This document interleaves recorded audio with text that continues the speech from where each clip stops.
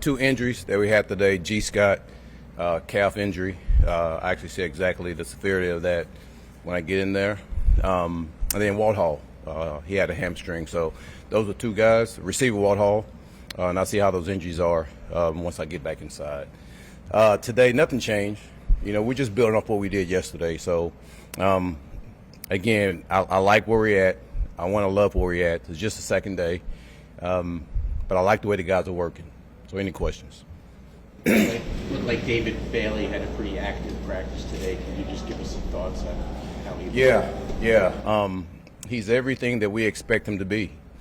And it'll be really exciting once we put the pads on. I think we all understand through these acclimation days, we're still in shorts, but just to be able to see the energy and the speed and the quickness off the edge and the ability to hold a strong edge and the way that he wants to play the run game is everything that I imagined from that player. And it was actually just more than him. I mean, you saw J.J. Inkambari, right? You saw him. He was pretty active today playing on the edge. So I'm happy with all those guys. Will did some good things also today.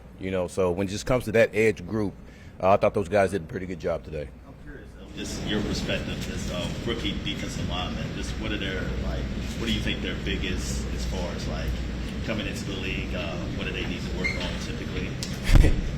That's funny you ask that because just from my years of coaching, the one thing that's an adjustment for those guys is really listen to the linebackers when there's movement that happens. So, for example, if the tight end goes across and we want to jump the front, sometimes it takes a while for those guys to get that, because they're usually just get off the ball and going, but everybody has to be in sync. So that's the one thing that most of those guys have to work on.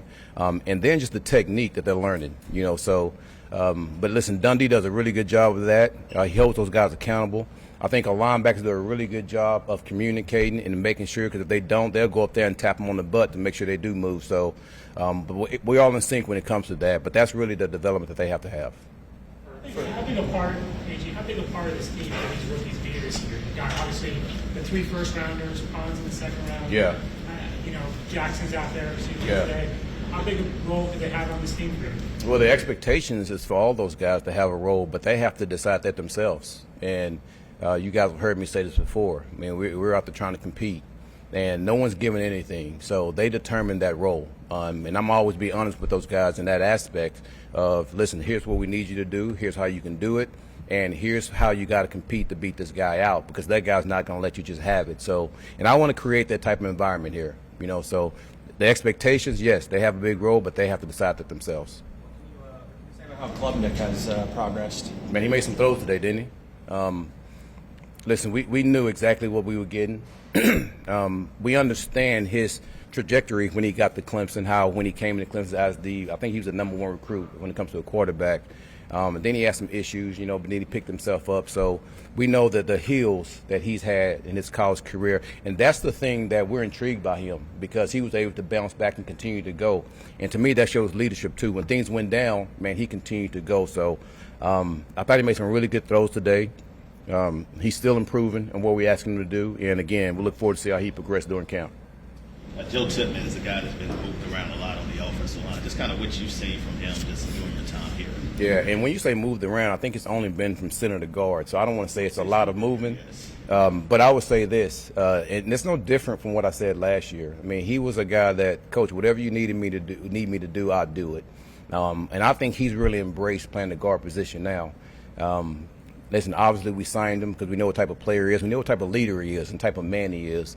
And that's one of the reasons why he's here. And we want to continue to build this team with men like that. So very unselfish, communicates very well, does a good job of getting along with his teammates, and does a really good job in the locker room. So I'm happy. I'm happy to have him exactly where he's at. Whether it's Cooper or Mitchell or some other guys out there making pretty good catches, it seems like maybe you have more compliments to Garrett at the receiver position than he's had in his career, other than the year he played with Devontae Adams. Yep. What could that do for the offense as a whole and for Garrett? Well, it really opens us up to any time you want to try to double Garrett. I mean, we have other, I would say high-level players that can go out there and make plays. And you just named two of them that I think is going to do a good job for us this year. But not just that. I mean, our tight end room, which I talked about last time I was up here, that those guys are steady improving. Then you got the running backs. You know, those guys with themselves can make some plays too. So I'm happy exactly where we're at on the talent level when it comes to the offense. I know Garrett is, because that's going to open them up, just like you just said. So, but we just got to continue to improve every day. That once you get that one-on-one, you have to win it. And our guys know that. And I expect them to do that.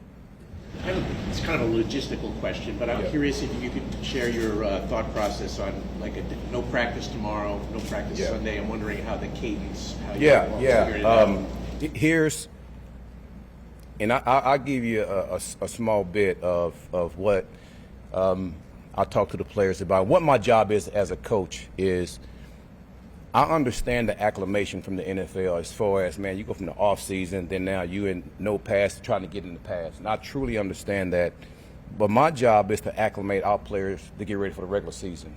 So what we try to do is, and I show them a graph to where the first week, man, the highest amount of reps we get is 24 reps.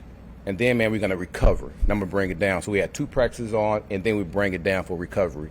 And then it jumps back up. So the next week, the highest amount of reps we'll have is 32, all right? And then, man, we'll recover again. Then the next week, the highest amount of reps will be 40. So what I'm trying to do is get our guys to be ready to play 65 to 75 plays a game. And that's my job as a coach, to be able to do that. So each week, you'll start to see those reps go up. You start to see that yardage that they have to have. And that's the analytics part of it. Yardage go up also. So, and that's what I try to create. You know, so when you say the day off and the days on, you'll see it go like this here. And that's the reason why. Man, I'm trying to get max reps, then I'm trying to recover. Max reps, then recover. Hopefully that makes sense. Are you guys going to go to pads on like Monday, or? Are we on pads on Monday? Yeah. Absolutely. The league allows us to do it. Absolutely. You don't have to check that. I know you knew Frank and you played with him and everything like that, but what was the conversation like? Because he was out of the league for a couple of years for you to bring him back here. The conversation just throughout, just checking on me. And from his words of, man, listen, I know exactly who you are as a person, as a man, I know as a football coach. I mean, you just keep your process and keep going straight ahead, and don't let anything on the outside just deter you from what you're trying to do. And that's encouraging, especially come from him. And I don't know how much you guys know him, but he's a man of faith. Been married for a number of years, have a beautiful family. And, man, it is a luxury to have men like that in your life, because we all need men that we can lean on. So from a former teammate to somebody I've competed against to now being, you know, on this staff, those conversations were nothing but positive, you know, and we've always just talked football. And just hearing what his philosophy is, I would always think, man, I feel the same way. And, man, how can I do this as his job as a head coach? How can I navigate myself this way? And he would always give me his opinions on that. And it's been good. It's been good, man, and I'm glad he's here. Glad he's here. Before training camp, there was a report that the Jets had inquired about Terry and Arnold. I'm wondering, what is the current level of interest in him? Yeah. Well, nothing has changed when it comes to how me and Mooch operate. Man, we're always going to look to add guys that we feel like that can help us. And when I say add, well, I mean look at guys. Let me take that back. We're always looking at guys that we feel like we can help. And we do our due diligence. And listen, that doesn't mean that we're going to bring everybody in. The thing is, man, we're just going to turn over every stone to make sure that, man, is this a guy that can help us, man, with everything that's going on, which we don't know, and I let those guys figure that out. It would be a good fit. And we're going to do this no matter what. No different than Russell Wilson, no different than anybody else that we look at. You and DeMario have had a relationship for a long time. Yeah. Now as defensive signal caller, though, how advantageous is that going to be for you to have him relaying your calls out there, and then seeing things progress pre-snap? That's huge. It also goes into what I talk about Duke, a guy that knows me, that guy knows how I think. The guy that knows exactly how I sort my play calls to make sure that I put us in the best position. And DeMario knows exactly how I'm going to call a game. And listen, I know we've been away from each other for a while, but he still understands that foundation that I've always talked about when it comes to playing defense. So he can be able to relate that to the players. And again, I'm glad I have him. And he's a guy that, and this just happened yesterday in the meetings, that it doesn't matter who you are, the best player on the team, or the highest paid player on the team, or any practice squad guy. Listen, if I see an issue, I'm going to call it out in team meetings, or I'm going to call it in a defensive meeting. And he's a guy that doesn't blink, you know, because he's a guy that I would say something to also in front of everybody else. And I think that's how a coach should operate. And he doesn't take that as, man, I'm the top guy, you shouldn't say anything. No, he just, listen, coach me just like I'm a rookie. And I feel like that with everybody. I'll go and ask you a question. I know you've been waiting to ask questions. So who was it over here? No, go ahead, ask me. I was going to ask about Dane Belton, because he's a guy who had a lot of ball production across town, but didn't get the opportunity that it looks like you're going to give him. Well, that's the reason he's here. He's had a lot of ball production. He's a damn good player, and he's a damn good special teamer. So, again, anytime we can find guys that can help us improve, we're going to bring them on this team.